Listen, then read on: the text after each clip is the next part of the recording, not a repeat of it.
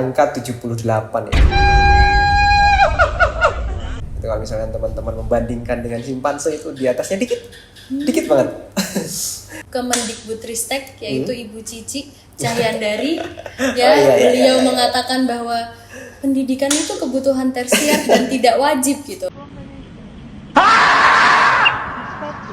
Saya sepakat sama pernyataannya Bu Cici, tapi dengan syarat pekerjaan, syarat untuk mendapatkan pekerjaan harus sama dengan syarat menjadi cawapres. Syarat jadi cawapres apa? Lulus S1? Enggak ada. Iya kan? Iya. Karena pendidikan ini tidak lagi menjadi tujuan utama pembangunan manusia, tetapi sudah menjadi komoditas yang diperjualbelikan pada akhirnya. Benar sekali. Dan teman-teman kan melihat ya di PTNBH itu kan ngeri tuh. Iya. Ngeri banget. UKT-nya. Iya. Ada yang sampai puluhan juta kan? Iya. Bayangkan.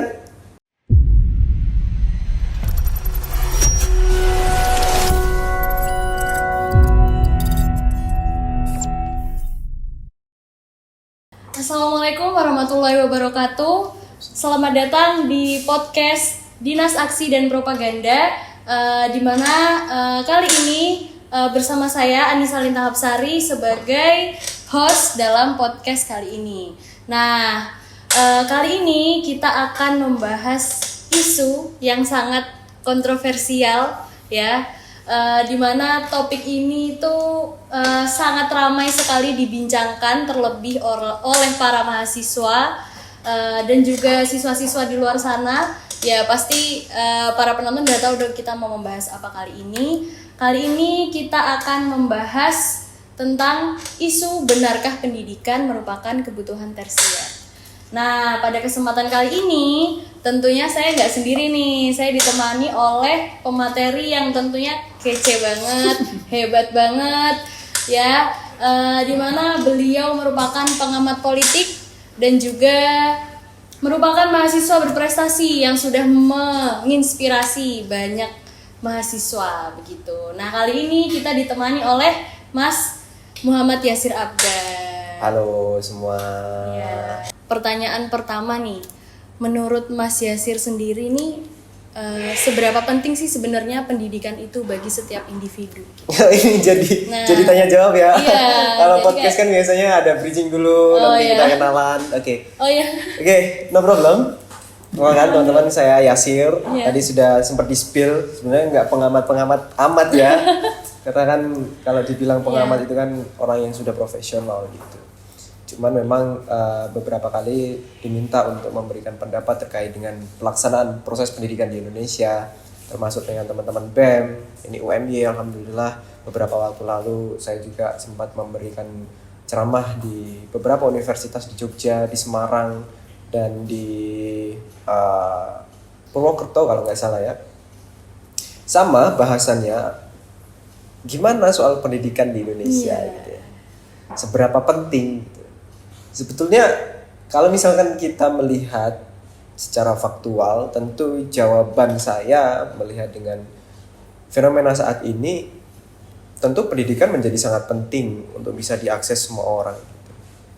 Apalagi dengan kita tahu bahwa saat ini tingkat literasi kita dan juga IQ rata-rata nasional itu kan di angka 78 ya. Itu kalau misalkan teman-teman membandingkan dengan simpanse itu di atasnya dikit banget. Jadi nggak tinggi-tinggi amat. Walaupun memang kalau misalkan ditanya loh, kita bisa membaca, kita bisa menulis, bukan itu cara mengukur IQ dan intelektualitas. Cara mengukur IQ dan intelektualitas itu ditentukan bagaimana seseorang itu bisa membaca fenomena, bisa membaca sesuatu, kemudian bisa mengantisipasi apa yang akan datang, fenomena yang akan datang. Gitu, dan menjelaskan itu kepada publik.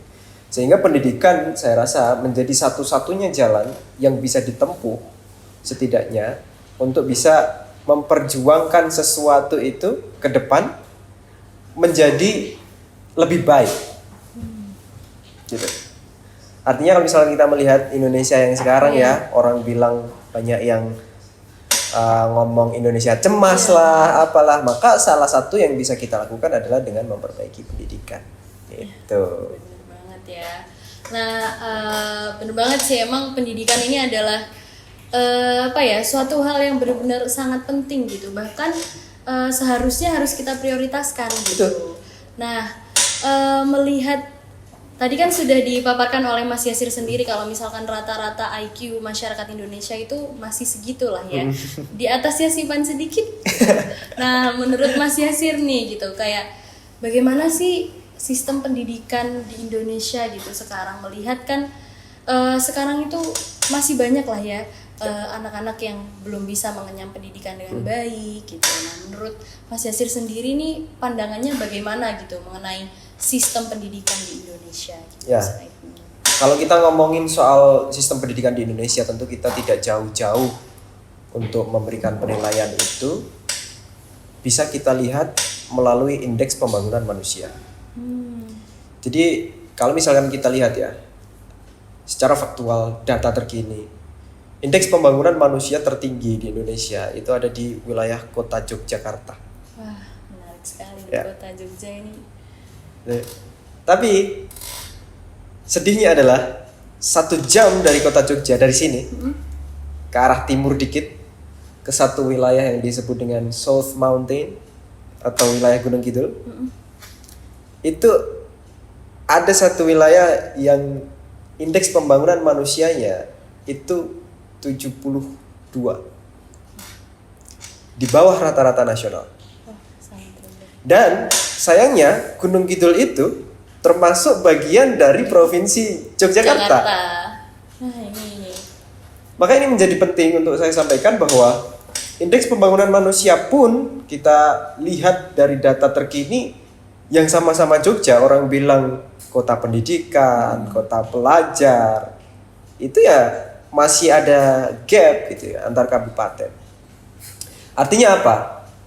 Bahwa ketika kita ngomongin soal pendidikan itu, yang banyak diukur itu justru adalah soal kalkulasi data, angka saja.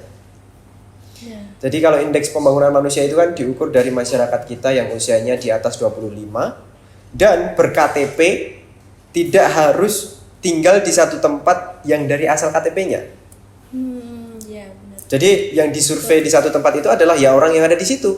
Nggak peduli KTP-nya mana. Secara de facto saja, bukan secara de jure. Maka kalau misalkan kita lihat kan kalau di kota Jogja itu kan isinya kan mahasiswa semua, perantau apalagi ya. Maka sangat wajar indeks pembangunan manusianya tinggi. Tapi kalau misalkan dibandingkan dengan di Gunung Kidul, ya anak-anak desa gitu. Ya wajar indeks pembangunan manusianya nggak setinggi itu, bahkan di bawah rata-rata nasional. Tetapi kalau misalkan kita mau jujur, bisa saja loh antara kota Jogja dan Gunung Kidul, kalau misalkan yang disurvei adalah warga aslinya, kok saya nggak yakin sejauh itu. Bisa jadi indeks pembangunan manusia antara kota Jogja dan Gunung Kidul itu 11-12, sama-sama buruknya. Iya. Bisa jadi ya, karena juga kan Jogja nih kota mahasiswa banget nih ya. Bahkan warga aslinya itu kalah gitu jumlahnya sama Betul. Pendatang. Iya, sama pendatang gitu. Iya. Nah, Jadi kalau misalkan, mohon maaf ya, Iya. jadi kalau misalkan kita ngomongin soal pendidikan bagaimana saat ini ya, maka sepertinya kok perlu ada proses perbaikan ya, terutama pada proses pemerataan, kemudian memperbaiki kemudahan akses pendidikan itu sendiri gitu. Itu sih. iya, perlu sekali ya. Nah, ini sangat informatif sekali ya bahwa kita mengetahui gitu fakta baru bahwa indeks pembangunan manusia di kota Jogja yang tinggi dan itu sangat berbanding terbalik dengan di daerah di provinsi itu sendiri yaitu di Gunung Kidul gitu. Jadi kayak wah gapnya jauh sekali ya, gapnya jauh sekali ya.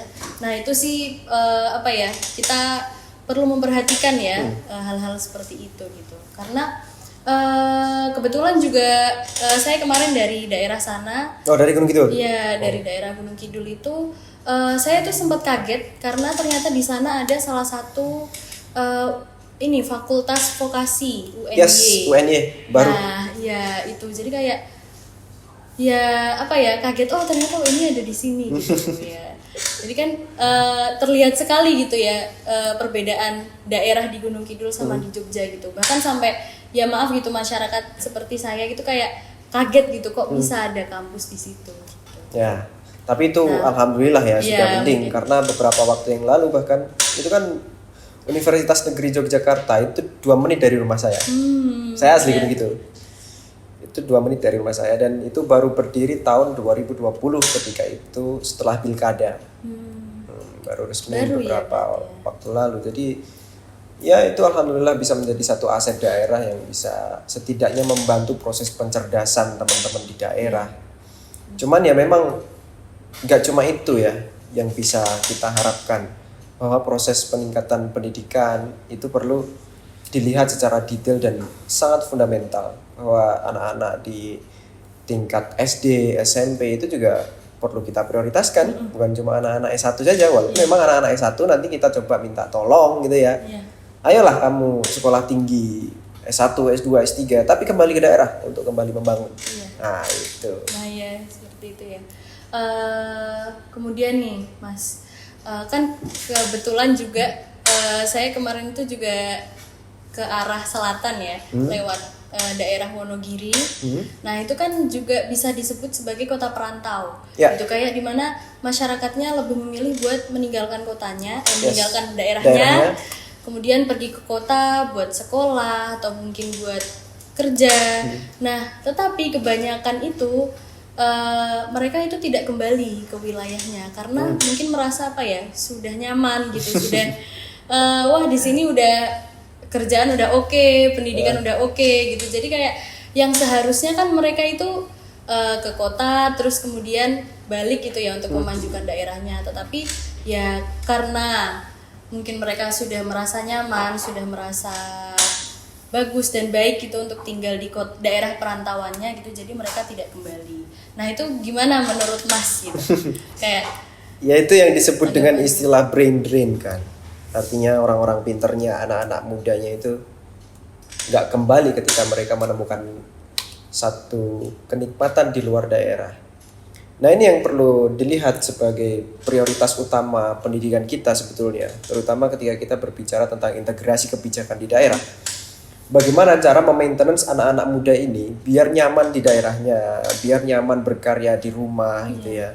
Ya walaupun kalau kita ngomongin Wonogiri itu pasti akan kontradiksi dengan teman-teman kita yang ada di Minang.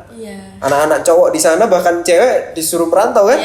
Nah, itu penting. Walaupun memang saya sarankan untuk teman-teman yang ada di daerah, silakan teman-teman bisa mengeksplorasi dunia luar karena itu akan memperluas cakrawala dan juga setidaknya pengetahuan sosial lah.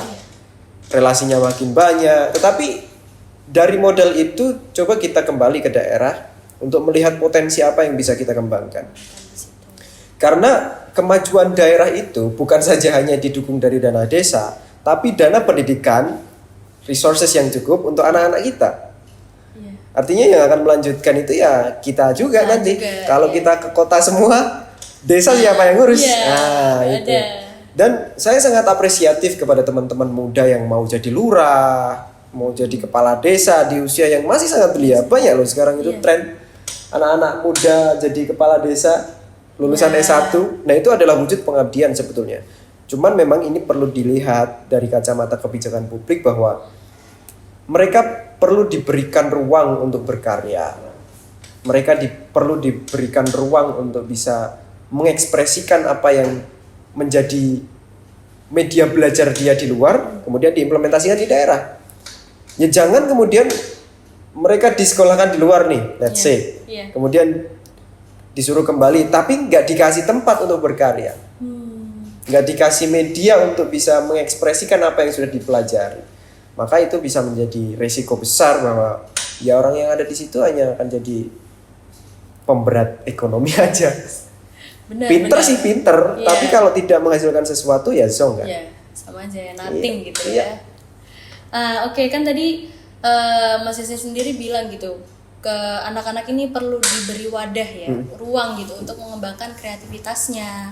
Nah, menurut Mas Yasir nih gimana sih pemerintah tuh kebijakan pemerintah dalam menempatkan pendidikan itu sendiri gitu? Seperti ya seperti tadi gitu, kayak di desa gitu mungkin mereka merasa kurang adanya wadah untuk mengembangkan kreativitasnya atau apa, makanya mereka merantau gitu. Nah, pemerintah nih gimana sih dalam kebijakannya gitu dalam menempatkan pendidikan itu? Ya, kalau misalkan kita jawabnya dari perspektif lokal tentu ini akan sangat terbatas. Tapi kalau misalkan kita lihat dari perspektif yang lebih besar, berskala nasional gitu ya, kita bisa melihat dulu eranya Pak Harto. Ya. Mungkin teman-teman belum lahir, saya pun belum lahir. Iya. Mungkin saya masih jadi proposal waktu itu. Iya. Proposal baru diajukan ini ya, itu saya jadi itu tahun 2000 ya. Jadi, tapi kan itu bisa kita lihat dari perspektif sejarah ya. Banyak literatur yang bisa kita baca. Pada waktu itu ada satu skema prioritas yang dilakukan oleh Pak Harto bahwa pendidikan ini menjadi penting karena itu dipahami sebagai investasi masa depan. Bukan sebagai pengeluaran negara. Iya, betul. Sekarang itu kan enggak. Pendidikan dilihat hanya sebatas negara mengeluarkan sekian, berapa triliun yang dikeluarkan untuk pendidikan? 600 sekian lah. Wah, Cuma fantastis ya. yes. Tapi yang segitu besar itu berapa persen sih yang untuk meningkatkan infrastruktur pendidikan?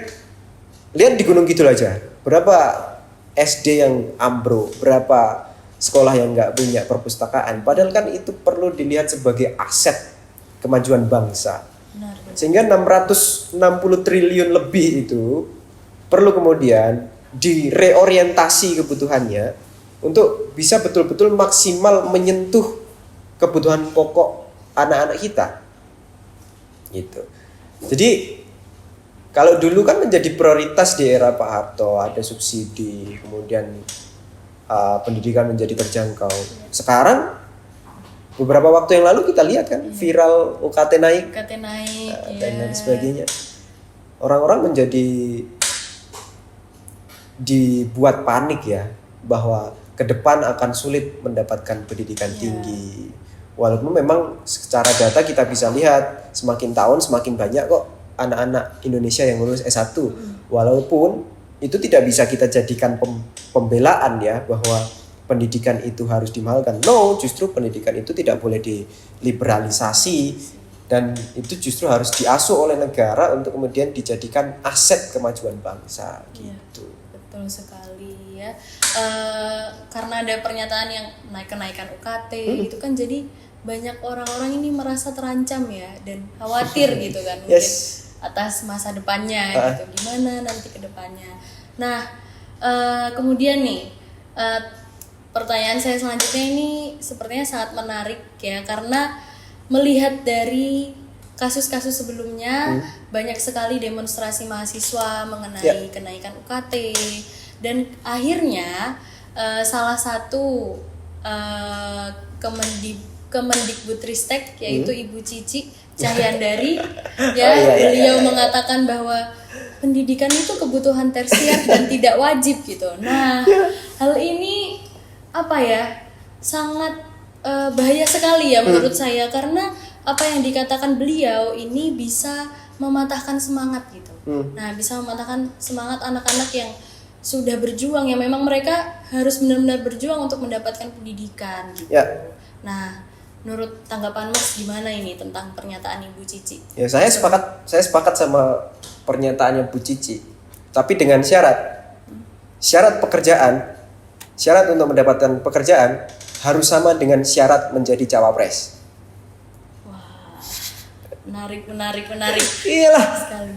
Syarat jadi cawapres apa? Lulus S1? Enggak ada. Iya kan? Iya. Sedangkan kalau misalkan kita lihat saat ini, syarat untuk mendapatkan pekerjaan di era tahun 2024 ini S1 pertama, S1. cum laude. Ketiga lagi minimal tingginya 160 kalau cowok, good looking ya. Syarat-syarat kayak gitu kan it doesn't make any sense. Ketika itu disampaikan oleh satu pejabat yang mengatakan bahwa pendidikan itu menjadi kebutuhan tersier. Memang iya wajib belajar itu kan 12 tahun. Cuman kalau misalkan 12 tahun mentok kemudian tidak difasilitasi untuk mendapatkan pendidikan yang lebih tinggi, maka kebutuhan tersier itu akan menjadi tidak lagi berlaku di era saat ini karena tuntutan zaman itu kan semakin tinggi ya. Iya, benar. Orang pekerjaan yang kita lakukan di tahun 2024 saat ini itu bisa dilakukan oleh orang-orang lulusan SMP zaman dulu. Iya. Ya nggak? Let's say kalau misalkan kita mau bilang penjaga toko gitu, Iya. diminta apa? D3. Dulu lulusan SMP sudah boleh? Udah bisa. Ya. Jaga toko udah Apakah bisa. kemudian itu bisa menjadi alasan bahwa oh iya, sekarang pendidikan S1 itu bukan kebutuhan primer, menjadi kebutuhan tersier ya.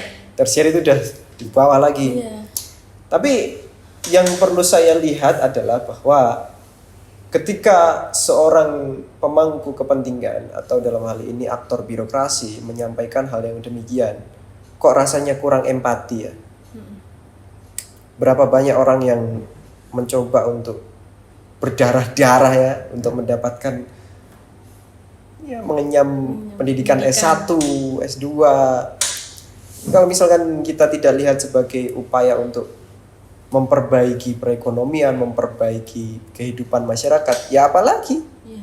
Justru itu menjadi, kalau misalkan kita melihat kebutuhan mereka mendapatkan S1, mendapatkan pekerjaan, artinya ketika syarat pekerjaan itu harus S1, otomatis kan dia tidak lagi menjadi kebutuhan tersier. Justru itu harus dipenuhi oleh negara. Gitu. Seharusnya negara ini apa ya? Kalau bisa menyatakan pernyataan seperti itu juga harus bisa memfasilitasi. Iyalah. Iya. Betul. Kan. Kemudian nih, Mas, kan juga banyak ya. Gini deh, saya itu ada melihat seseorang gitu, di mana anaknya ini sebenarnya dia mempunyai potensi untuk mengenyam pendidikan gitu. Ya. Nah tapi orang tuanya ini apa ya, tidak mendukung karena ya mereka berpikir bahwa udahlah sekolah sampai SMA juga udah bisa gitu. Padahal sekarang itu untuk mencari pekerjaan, untuk mendapatkan pekerjaan itu requirement-nya tuh banyak banget gitu kan, Yes, yang I do agree dibutuhkan with tuh you. banyak banget. Iya gitu. Nah,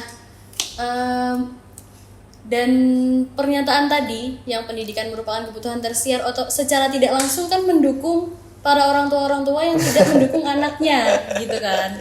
Iya, karena apa ya, kalau saya pribadi itu merasa prihatin gitu karena sebenarnya anak ini dia mempunyai potensi gitu, bahkan kalau misalkan dia diperjuangkan untuk masuk ke perguruan tinggi itu bisa gitu, Bisa memberikan dampak yang lebih iya, besar gitu ya. gitu ya. Cuma karena mungkin memang apa ya, mungkin kurang literasi juga masyarakat jadi masih menganggap masih belum memprioritaskan pendidikan. Yes. Gitu.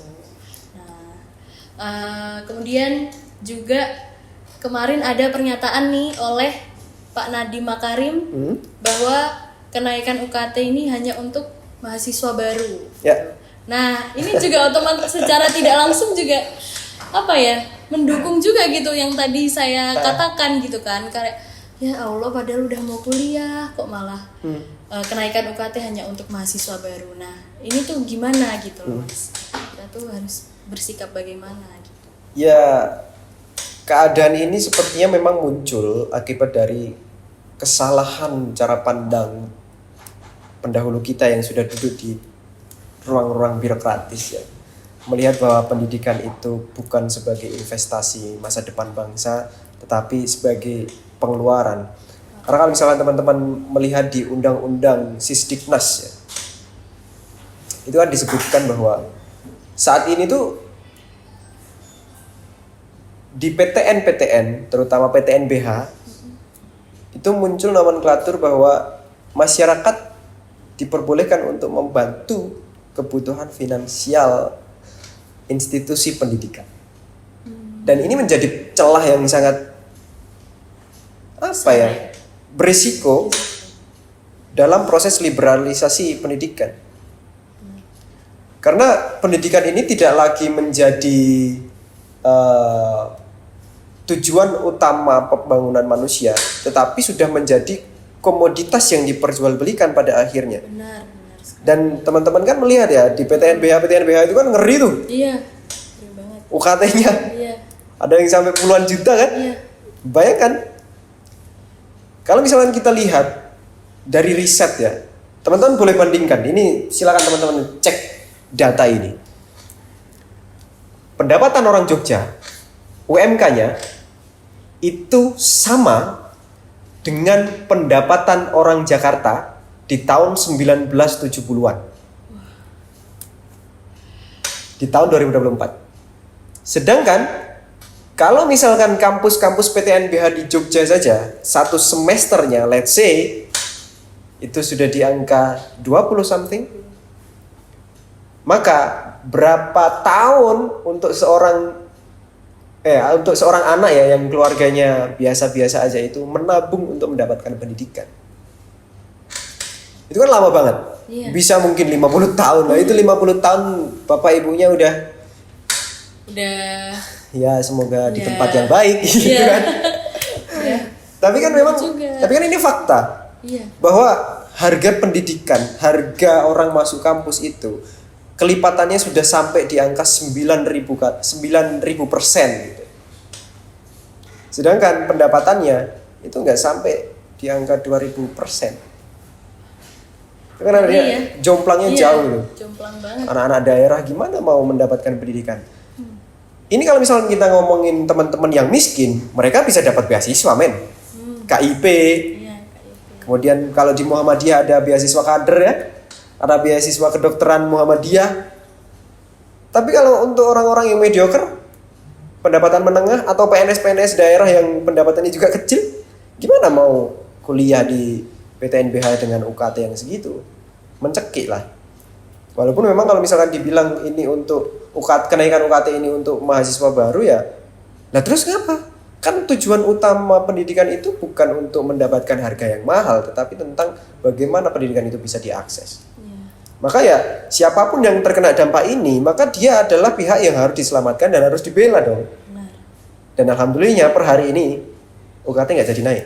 Oh iya. Tadi baru dinyatakan ya Yes. oleh Bapak Nadiem juga ya pas bertemu dengan Pak Jokowi. Iya. Nah itu juga apa ya? Tadi waktu saya melihat beritanya itu, wah alhamdulillah. Ya selamat mahasiswa sudah berhasil Iya. menyampaikan aspirasinya dan itu diterima. Saya juga sempat baca kalau misalkan ada BEM dari UB itu mengirimkan surat ya dan juga bat Berisi pingpong. ya, pemukul berisi bat bola pingpong ya. Apa ya istilahnya menyindir. Sebagai simbol. Iya. Selepet nih. Pemerintah, ya. Waduh, untuk menyindir pemerintah ya. Gitu tentang kenaikan UKT gitu. Nah, obrolan hari ini sangat menarik ya, sepertinya tentang pendidikan ini karena banyak banget fakta-fakta yang kita temui bahwa memang sebenarnya pendidikan di Indonesia itu belum bisa dikatakan layak gitu. Kalau dikatakan layak sih saya bisa menyampaikan bahwa pendidikan Indonesia lebih baik. Cuman diakses oleh banyak orangnya itu yang menjadi problem yang perlu kita diskusikan dan take action ya. Belum rata ya. Betul. Belum rata, belum bisa dirasakan oleh semua masyarakat gitu. Mengingat waktu waktu podcastnya ini karena obrolan kita nanti sudah cukup ya sepertinya saya rasa obrolannya kali ini sudah cukup dan kali ini juga kita udah mendapatkan banyak sekali hal-hal yang sangat informatif yang disampaikan oleh Mas Yasir dan juga kita mengetahui fakta-fakta baru gitu bahwa seperti tadi gap yang terjadi di Jogja dan juga Gunung Kidul gitu dan ya dan masih banyak lagi. Kemudian mungkin podcast ini, perbincangan ini saya cukupkan sampai di sini aja. Mungkin Mas Yasir ada yang mau dikatakan untuk para penonton sebelum? Ya, yang pasti untuk teman-teman mahasiswa atau teman-teman yang ingin menjadi mahasiswa, teruslah berupaya semaksimal mungkin untuk mencapai pendidikan setinggi-tingginya. Karena pendidikan itu tidak diukur dari apa yang Anda dapat setelah mengenyam pendidikan, tetapi pendidikan itu bisa meningkatkan kualitas intelektual, etika, dan juga wisdom. Nah, berbekal itu, insya Allah ke depan di Indonesia ini akan semakin banyak manusia-manusia yang memberikan kebermanfaatan yang lebih luas. Semangat teman-teman. Ya, Tentunya juga ini pesan yang bisa disampaikan ke saya juga karena saya juga mahasiswa gitu. Karena ini merupakan apa ya, kata-kata penyemangat lah ya untuk kita semua gitu, karena ya kita tetap harus berusaha berjuang karena memang masa depan yang kita inginkan itu bukan hal yang mudah ya untuk dicapai gitu. Baik, sampai berjumpa lagi di podcast selanjutnya ya. Mungkin nanti dari Dinas Aksi dan Propaganda akan mengadakan podcast kembali ya nanti, mungkin waktunya kapan ya, semoga saja kita bisa mengadakan podcast kembali. Terima kasih untuk para penonton, pendengar setia yang udah mau untuk apa ya, mendengarkan topik-topik obrolan kita pada hari ini gitu. Dan tentunya semoga podcast ini bisa menarik dan juga berkesan bagi para penonton dan juga pendengar sekalian gitu. Sebelumnya saya ingin mengucapkan banyak-banyak terima kasih kepada Mas Yasir yang sudah menyampaikan banyak sekali informasi ya dan juga pandangannya tentang kondisi pendidikan di Indonesia saat ini gitu. Nah, baik, semoga podcast ini bisa berkesan buat kalian semua. Terima kasih. Wassalamualaikum warahmatullahi wabarakatuh. Waalaikumsalam warahmatullahi wabarakatuh.